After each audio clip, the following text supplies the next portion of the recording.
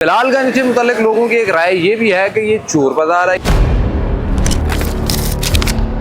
कीमत में तो आप नया इंजन खरीद ही नहीं सकते।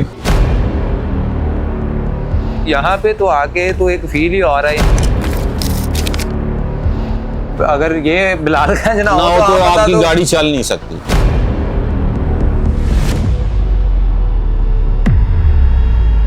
इधर हजारों इंजन पड़े हुए तो चोरी क्यों? वैसे कभी आपके पास भी आते हैं लोग कि ये हमारे पास चीज है? हम आते हैं।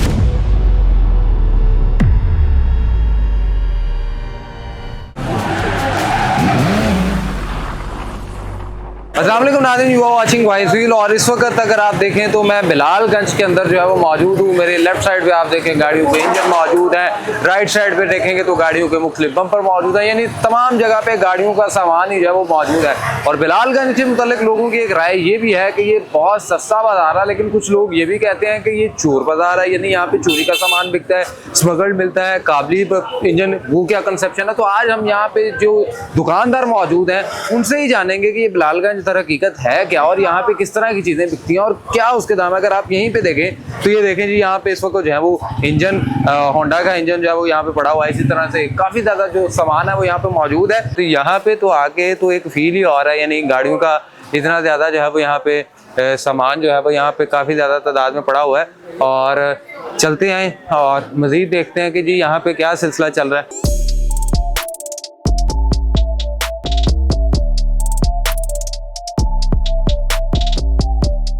अस्सलाम वालेकुम सर, क्या हाल चाल है सर? ठीक ठाक है, आप सुनाएं। अच्छा सर, बिलालगंज के मुताल्लिक लोगों की एक राय ये पाई जाती है कि बिलालगंज में जो है ना वो सामान बड़ा चोरी का बिकता है, स्मगल होके आता है। आप भी कोई बेचते हैं? भजन आपको किसने कह दिया? ये गलत बातें हैं। सबसे पहली बात है, आग हमसे कोई सामान परचेज करेंगे ना, आपका और आपकी पाकिस्तानी गाड़ी है और जो पार्ट्स है उसका कलर ही नहीं मैच होगा। जापानी कलर का और पाकिस्तानी कलर का बहुत ज्यादा फर्क होता है। तो आपने ये को किसी ने गलत बयानी कर दिया कि आप ये सामान इधर चोरी का। काबली इंजन और काबली चीजें, ये क्या कंसेप्ट है? वैसे भी आप मेरी बात सुने ना, अगर आप अपनी गाड़ी की चीज उतारे, हाँ जी, तो आप इधर मुझे बेच के दिखाएं, कोई दुकानदार नहीं लेगा। अच्छा, हाँ, तो आपसे किसने आपको ये सब नहीं लेते, कोई टामा कोई एक आध बंदा। टामे को तो फिर कहीं भी हो सकता है, उसका हम कोई इशू नहीं कह लेंगे। लेकिन वैसे कभी आपके पास भी आते हैं लोग कि ये हमारे पास चीज है? हम आते हैं, हम कभी किसी से कोई परचेज की ही नहीं है। हमारे पास आपको जितना ये सामान मिलेगा इसका कलर ही नहीं पाकिस्तानी गाड़ियों के साथ मैच होगा। और ये आम जो जेन्युइन है उनसे सस्ते भी मिल जाते हैं? हाँ, मेन सामान जो जेन्युइन है ना उससे काफ़ी फ़र्क है। इस वजह से तो लोग बिलालगंज का रुख करते हैं।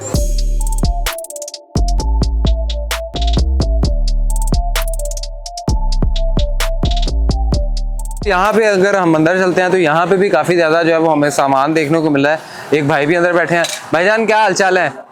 सर, क्या सामान बेच रहे हैं और किस तरह से बेचते हैं? सुनने में तो आता है यार बिलालगंज में बड़ा चोरी का सामान बिकता है। भाईजान, ये चोरी का नहीं, इधर एक एक चीज की है ना ड्यूटी भी होती है। अच्छा, ये कोई भी है ना चोरी का, आजकल आपको पता है कि मरीम नवाज ने कितनी सख्ती की है।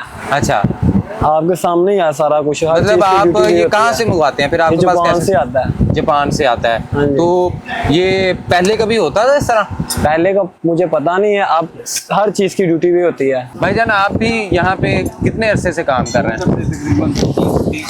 यानी आप भी 30 साल हो गए यहाँ पे काम कर रहे हैं। तो कोई आपने भी इस तरह का देखा सुना है जो मार्केट में चीजें चल रही हैं कि भाई बिलालगंज सस्ता बाजार नहीं है, बेसिकली ये है चोर बाजार? नहीं, ये मेरी बात सुने, पता क्या है, ये पहले ड्यूटी कम थी इसकी, अब ड्यूटी उन्होंने ज़्यादा कर दी। वैसे ही जो है ना, जैसे जैसे ड्यूटी ज़्यादा हो गई, जैसे जैसे वो सामान महंगा होगा। हम कह रहे हैं ड्यूटी कम हो तो हम भी सामान सस्ता बेचें, क्योंकि एक एक चीज़ पे ना, एक एक नट पे उन्होंने एक एक चीज़ पे ना ड्यूटी डाल दी हुई है। वो लाने के लिए जैसे पहले कंटेनर होता था, पहले जो दौर था ना, ये आज से 20-30 साल पहले चले जाए ना, 30 साल पहले को 10 लाख का कंटेनर क्लियर हो जाता था, पूरा बंद कंटेनर। उसमें फ्रिजें भी आती थी, उसमें बड़ा कुछ आता था, हर आदमी को ना वो सस्ती चीज़ें मिलती थी। जो ड्यूटी महंगी होती गई उस तरह समान महंगा होता गया। अच्छा सर जी, एक होर गल जिहड़ी है मिसाल के तौर पे मैं चीज़ों को देख रहा हूँ, ये चीज़ें नई नहीं लग रही, यूज में ही होती हैं सारा सिलसिला। ये ऐसी होती है ना, उधर से जो डैमेज हो जाती है ना गाड़ी, इधर तो रिपेयर करते हैं ना, हर आदमी एक्सीडेंट हो जाए तो उन्होंने रिपेयर कर लेंगे ने, वो तो बाले नहीं है, जरा भी टच होएगी नाल ही उन्होंने वो जी ना खत्म कर देनी है। वो फिर ਅਸੀਂ ਕੱਟ ਵੱਟ ਕੇ ना उतों फिर लैके आने जापानों, सिंगापुर तो मलेशिया तो यह कंटेनर असी भर के ले आने, लेकिन इधर वो होता है काबली होता है। अच्छा, ये काबली की टर्म क्या है? कहते हैं काबुल से आया है या कहाँ ये से? सिर्फ खाली वैसे ही है, काबली का एक नाम है। जैसे ये उधर से कंटेनर से आएगा, कंटेनर से, ये कंटेनर का माल है, यानी कंटेनर वाले माल को आप काबली बस काबली कहते हैं। वो देसी नहीं है, देसी अलग होता है, काबली अलग होता है। देसी और काबली में क्या फर्क है? देसी में ये होता है कि देसी का सामान का पता चलता था और जैनवन का पता चल जाता है अलग से। ठीक, देसी जो बनता है वो पाकिस्तान में बनता है, जैनवन जो आता है बाहर से आता है।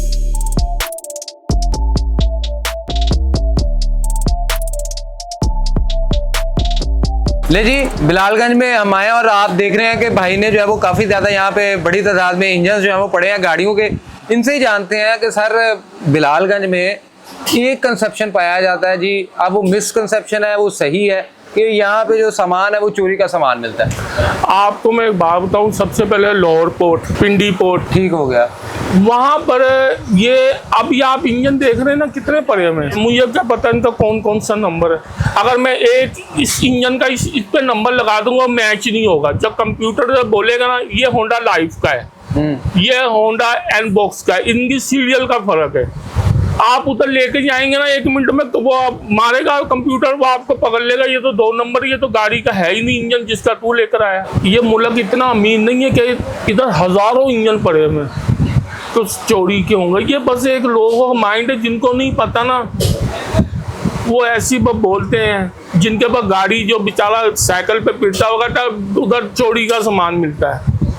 कहाँ से इतना चोरी का सामान आ गया? अच्छा, हर दुकान पे देखे किसी के पास 200 इंजन पड़ा हुआ, किसी के पास 300 इंजन पड़ा हुआ, गोदाम में अलग पड़े में।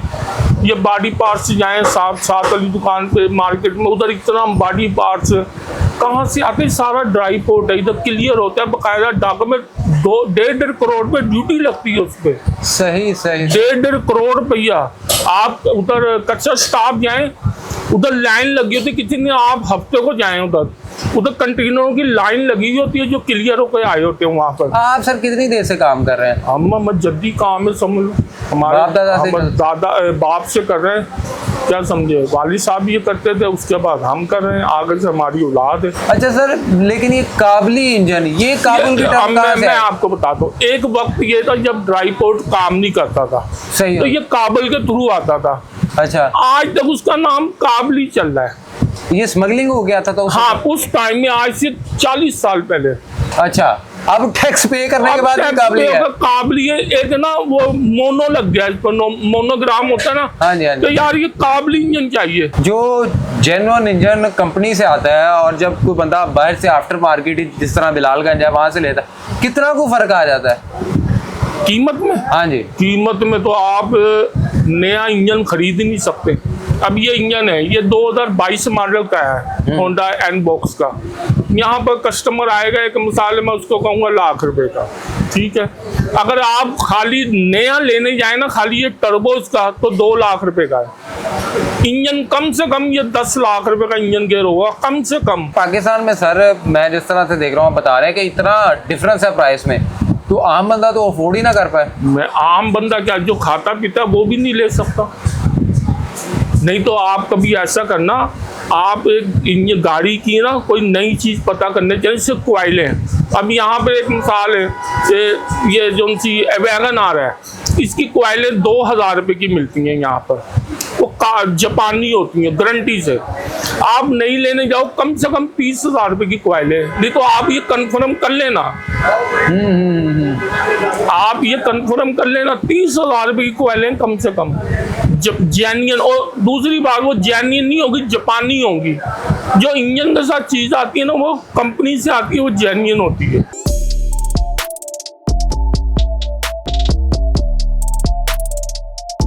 और के अंदर 3-4 पोर्टें जहाँ पे ये सामान आता है, बल्कि थ्रू आउट पूरे पाकिस्तान की पोर्टों पे ये सामान और गुज़िश्ता कम से कम 40 सालों से आ रहा है। तो जो राइड ऑफ होती है ना गाड़ियाँ जापान में या ऑस्ट्रेलिया में, उनको फिर वो रोड पे चलने नहीं देते।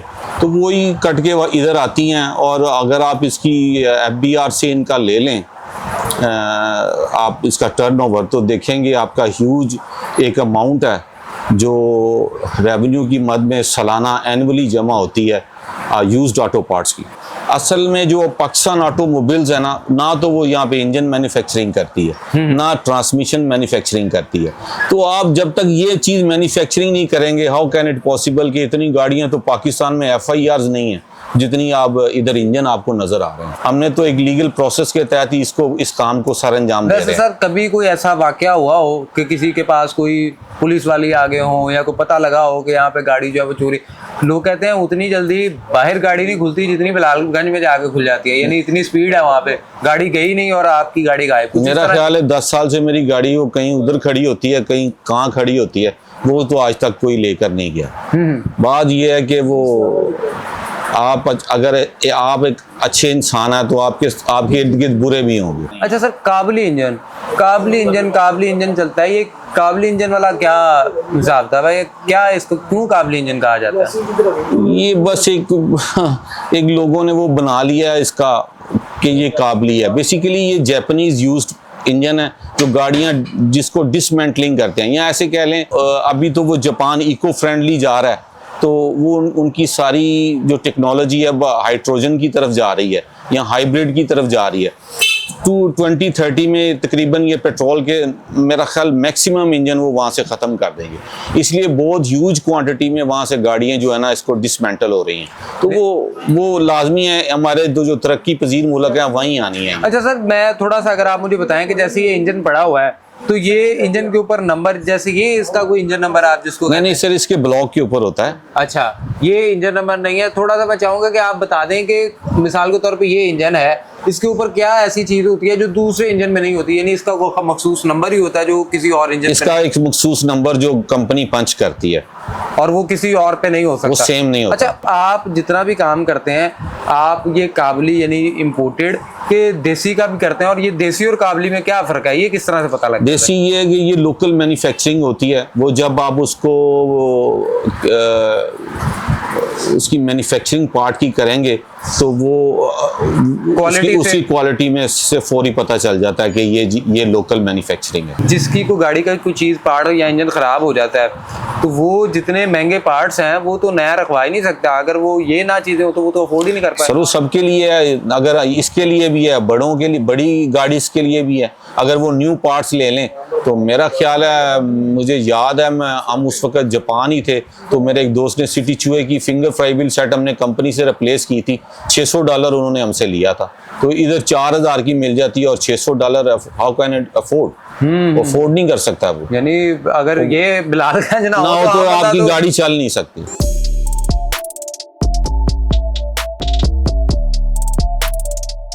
बिलालगंज में जो सामान है ये सस्ता बाजार नहीं है, ये चोर बाजार है, यहाँ पे चोरी का सामान मिलता है। ये बात कितनी हकीकत है, कितनी इसमें हकीकत है, वो आप बताएं। भैया हमारा सामान जो आता है जापान से आता है, ठीक है, आप विजिट करें कम से कम। ये इधर हमारे ठोकर न्याल के पास है, वो बना हुआ है, क्या नाम, जहाँ कंटेनर आते हैं, ड्राई बोर्ड जिसको कहते हैं। सही हो, ठीक है। अब इधर भी आए हैं, उधर भी जाकर देखें। यहाँ इस वक्त जो काम ज़्यादा हो रहा है वो पिंडी से हो रहा है, ठीक है, हो गया। तो पिंडी से कंटेनर आते हैं, करीबन हमारा करोड़ रुपये ड्यूटी लेती गवर्नमेंट।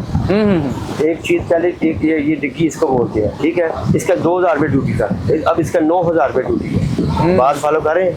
अब अगर चोरी का सामान हो, आपकी गाड़ी हो, ठीक है, मैं चोरी करके सामान इधर रख लूँ, अपने पास रख लूँ, तो आप मुझे रखने देंगे? क्या करेंगे आप? पुलिस ले जाएंगे, मुझे पकड़ लेंगे ना? सही पकड़ेंगे, सही पकड़ेंगे ना? बिल्कुल। अगर ऐसा होता हो तो इधर ये आपने हमारी गाड़ी का दुकान का विजिट किया, ये देखें हमारे पास वो गाड़ी भी इधर सामान है जो पाकिस्तान में गाड़ी अभी नोच हुई है नहीं है, तो हमारे पास तो सामान जापानी गाड़ी की बात कर रहा हूँ, लोकल गाड़ी की बात मैं आपसे नहीं कर रहा। मेरी बात फॉलो कही है। जो जापानी गाड़ी होगी वो हमारा भाई है, वो जो जापान काम करते हैं, हमारे पास पूरा पैकेज है इसका। जो पिंडी से सामान आता है, अगर चोरी का हो तो उधर से पकड़ना। अच्छा, ये तरीकेकार आप जापान से पहले सामान खरीदते हैं? गाड़ी खरीदते पूरी, ठीक हो गया। उसके बाद उसको अपने यार्ड में लेके जाते हैं, जापान में उसको गोदाम को यार्ड कहते हैं, ठीक है, उस यार्ड में जाते हैं। उसके बाद जो लगने वाली सामान होता है वो हम उतार लेते हैं, जो नहीं होता उसको हम स्क्रैप कर देते हैं। यानी गाड़ियों के ऊपर आप जो सामान मंगवाते हैं वो प्रॉपर चैनल के तहत आता है, टैक्स भी देते हैं, सब ड्यूटी कुछ देते हैं, आप- हर चीज देते हैं और उसके बाद ओपन पड़ा है। ये लोगों ने झूठ बातें फैलाई। आपके सामने यार, आपके सामने पड़ा। अगर मैं चोरी की आपकी गाड़ी खोलता हूँ, व्हाइट कलर की गाड़ी है, डिग्गी मैंने खोल ली है, बकाया सामान मैंने इधर नहीं रखा, मेरी बात फॉलो कर रहे हैं हाँ ना। जी। जो मैं आप आए हो ढूंढते आपको मान यार इधर चोरी का सामान होता है, कहीं ना कहीं से मिल जाएगी, तो मैं सिर्फ मैं गवर्नमेंट का रिश्तेदार तो नहीं हूँ ना, गवर्नमेंट मुझे कहा ये आप चोरी का काम करें।